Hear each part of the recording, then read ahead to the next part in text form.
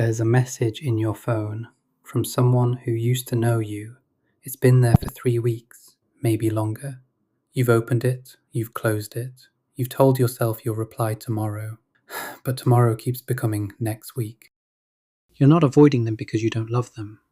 You loved them once in a way you've never quite loved anyone since. So why does the thought of seeing them make something in your chest tighten?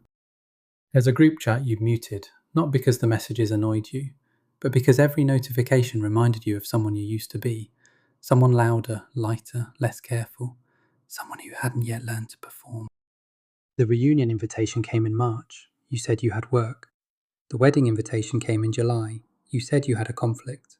The birthday in October. You meant to go. You meant to. But meaning to has become its own kind of absence. Here's what you don't want to admit. Old friends are not just people. They are mirrors. And the mirrors don't lie about who you were. Think of your old friends as mirrors hung in rooms you no longer enter. The rooms are still there, the mirrors still work. They still reflect who you were the last time you stood in front of them. And some part of you suspects, if you walked back in, you might not recognize yourself in their reflection anymore. You're not afraid they've changed. You're afraid they haven't.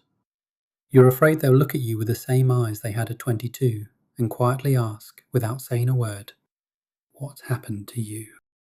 With strangers you can perform. You can wear the title, the salary, the carefully curated life.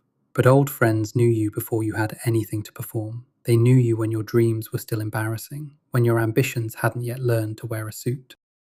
Here is the thing nobody tells you. You don't avoid old friends because you've outgrown them. You avoid them because some part of you suspects you've betrayed the person they once believed in. Not in a dramatic way, not in a way anyone could point to, but in the small ways, the compromises you swore you'd never make, the hours you give to things you don't believe in, the version of yourself you postponed for a future that keeps getting further away. Old friends are witnesses, and witnesses are dangerous, not because they accuse you, but because they remember. They remember the way you talked about your life before you started using the word realistic. The people who knew you before the world told you who to be, they are not your past. They are your evidence. Evidence that another version of you existed, and maybe still does. Distance from old friends is rarely about logistics. The miles, the time zones, the busyness. Those are the alibis. The real distance is internal. It's the gap between who you promised to become and who you actually are. Avoiding old friends is a quiet form of grief. You're not grieving them, you're grieving who you were when you were with them. And grief, when you don't name it, just becomes silence. And here's what's strange. The friends you're avoiding, they might be feeling the same thing. They might be sitting in their own quiet rooms, looking at your name in their phone, wondering if you'd even recognize them now. So before you reach for the easy explanation, before you say you're just busy, before you tell yourself it's natural for friendships to fade, sit with this for a moment.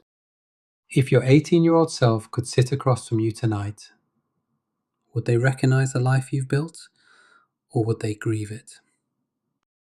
Don't answer too quickly. The honest answer takes time, and it may not be the answer you want. You don't have to call them tomorrow. You don't have to fly across the country. You don't have to fix anything. But maybe tonight you can stop pretending you've forgotten them. Open the message, read it again, not to reply, just to remember. Remember the version of you they're still holding for you. The one you haven't lost, just misplaced. Because the reunion you're afraid of isn't with them. It's with the part of yourself they still believe in. Maybe you reply, maybe you don't. But either way, let the mirror stay uncovered tonight. Look at who you were, sit with who you are, and ask yourself, gently, what would it take to come home to that person again? If this found you tonight, stay a moment longer. This is the path to you. For those who look successful outside, but are still searching within,